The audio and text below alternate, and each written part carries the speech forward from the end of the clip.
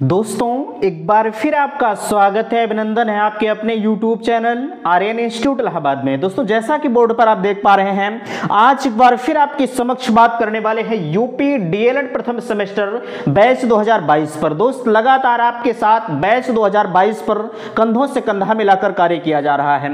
आप सभी से एक निवेदन करना चाहूंगा कि अगर चैनल पर पहली बार विजिट किए हैं तो प्लीज चैनल को सब्सक्राइब जरूर कीजिएगा। देखिए आज के इस वीडियो में हम आपके समक्ष चर्चा करेंगे डीएलएड प्रथम सेमेस्टर बैच 2022 बाल विकास एवं सीखने की प्रक्रिया एजुकेशन फर्स्ट पेपर पर।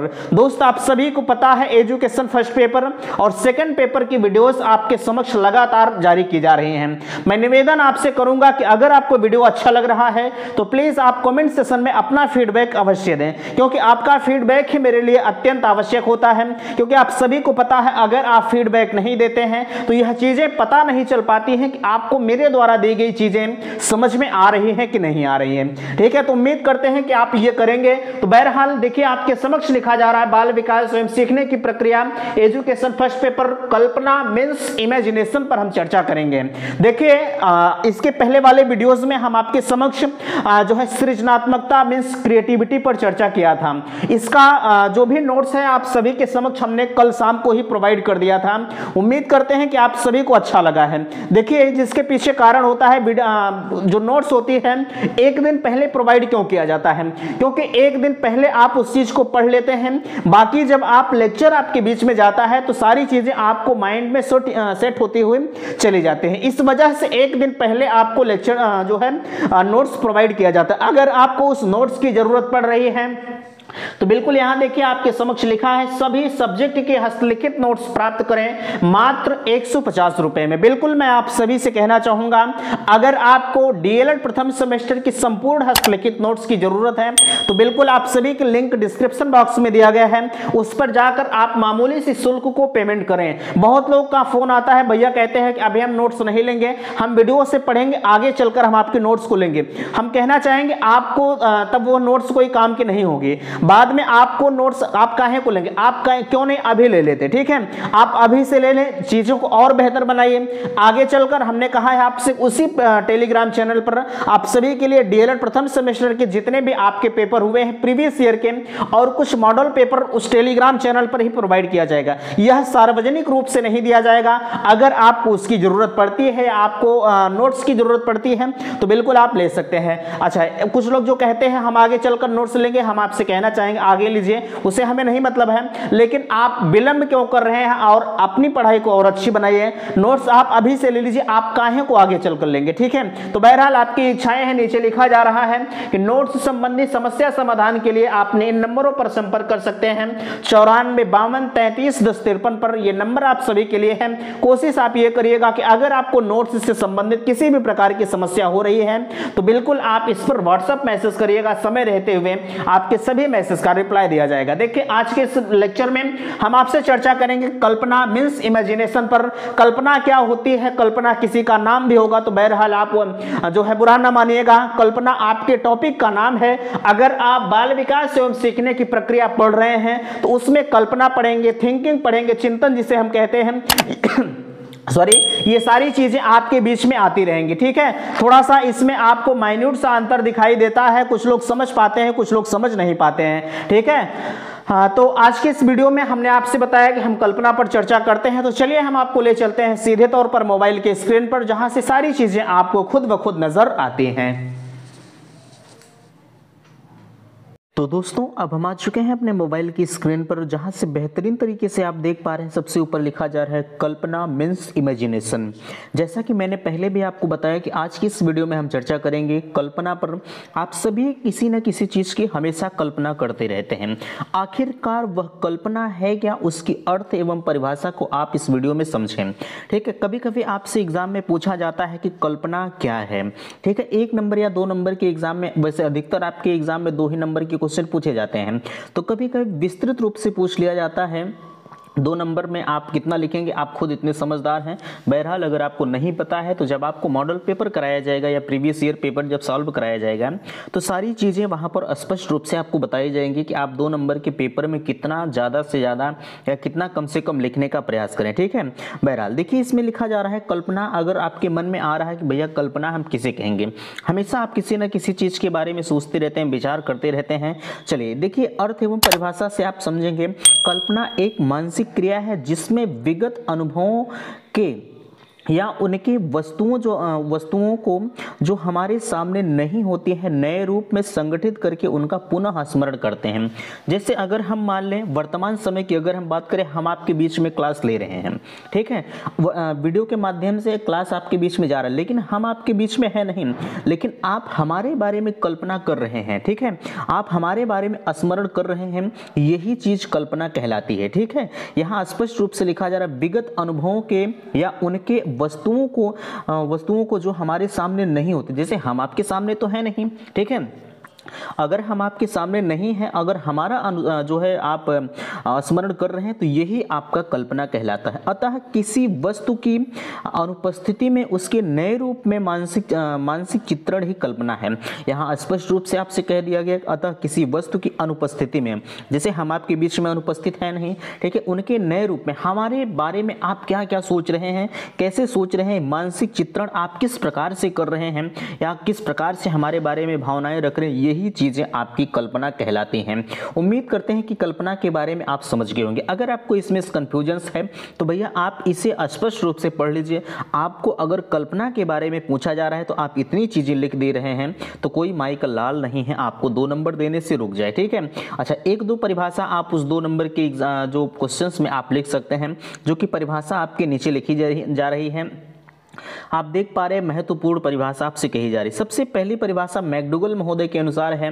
मैकडूगल महोदय कह रहे हैं कि हम कल्पना या कल्पना करने की उचित परिभाषा अप्रत्यक्ष बातों के संबंध विचार करने के रूप में कह सकते हैं। यहाँ कहा जा रहा है कि हम कल्पना या कल्पना करने की उचित परिभाषा या अप्रत्यक्ष या आपके समक्ष प्रत्यक्ष, जैसे हम आपके बीच में उपस्थित हो, हम प्रत्यक्ष रूप से उपस्थित हैं, और हम आपके बीच में उपस्थित नहीं हो, ये अप्रत्यक्ष होता है, ठीक है।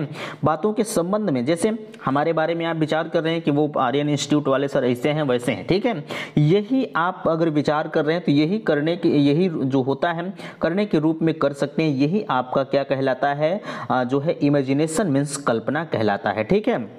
चलिए, रायबर्न महोदय के अनुसार ये कहा जा रहा है, रायबर्न महोदय कह रहे हैं कल्पना वह शक्ति है जिसके द्वारा हम अपनी प्रतिमाओं का नए रूप में प्रयोग करते हैं। इसमें भी स्पष्ट रूप से हमने आपसे कहा है कि कल्पना के बारे में अगर कोई भी कथन आपके बीच में आ रहा है तो कोई इधर से कह रहा है, कोई इधर से कह रहा है, लेकिन सेम दोनों सब लोग यही एक ही जगह पहुंच रहे हैं, ठीक है। अगर आप परीक्षा में बैठे हैं, स्पष्ट रूप से समझिएगा, यह आपके लिए संजीवनी है। अगर आप परीक्षा में बैठे हैं, अगर आपको कोई परिभाषा नहीं याद आ रही है किसी साइंटिस्ट के अनुसार, ठीक है, तो आप ऐसे नाम का सिलेक्शन करेंगे, जैसे आप लिख देंगे छर्रे के अनुसार, ठीक है, आप लिख देंगे छर्रे के अनुसार, पियाली के अनुसार लिख देंगे, टायर के अनुसार, ऐसे ऐसे नाम आप सेलेक्ट करेंगे या सेलेक्ट करेंगे उसमें, ताकि आपको जो नाम सेलेक्ट करना, जैसे आप किसी भी साइंटिस्ट का नाम कर दीजिए, जैसे हमने कहा छर्रे का नाम, यार इतने साइंटिस्ट हैं, ऐसा तो है नहीं कोई बहुत बड़ा साइकोलॉजिस्ट होगा तभी भी वह किसी चीज के बारे में पूर्ण नहीं होता, ठीक है। अधूरा ज्ञान हर किसी को होता है। मैं आपसे कहूंगा यही कि अगर आपको उस वक्त परीक्षा में कोई भी परिभाषा नहीं याद आ रही तो आप ऐसे ही नाम का सिलेक्शन कर लीजिए, कोई माई का लाल नहीं है आपका वो परिभाषा गलत कर दे, ठीक है।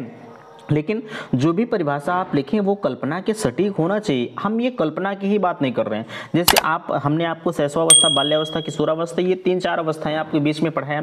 अगर उसमें भी आपको कहीं समस्या है, साइंटिस्ट का नाम नहीं याद आ रहा है, तो बिल्कुल आप इस तरह के नाम का सिलेक्शन कर सकते हैं, ठीक है। उम्मीद करते हैं कि रायबर्न महोदय के अनुसार दी गई परिभाषा आप समझ गए होंगे। बोरिंग एवं अन्य, अब देखिए बोरिंग शब्द आया है, अब बताइए ऐसे ऐसे नाम हैं कि क्या अब हम आपको क्या बताएं, ठीक है। यह अन्य के अनुसार आप देखिए लिखा जा जा रहा है कल्पना की सामग्री स्मृतियां हैं। स्मृतियां, इसमें वास्तविक से अवास्तविक का सृजन किया जाता है। आपसे कहा जा रहा है इसमें वास्तविक से अवास्तविक का सृजन किया जा रहा है। जैसे कोई चीज आपके समक्ष वास्तविक हो और उसके बारे में वह अवास्तविक हो जाए, वही चीज का जब आप सृजन करते हैं तो सेम आपकी क्या कहलाती है, कल्पना कहलाती है। ठीक है, लेक्चर आपके बीच में छोटा जाएगा, महत्वपूर्ण है, परीक्षाओं में पूछा जाता है। कल्पना क्या है, कल्पना के बारे में आप कुछ जो है अपनी महत्वपूर्ण बातों को लिखें।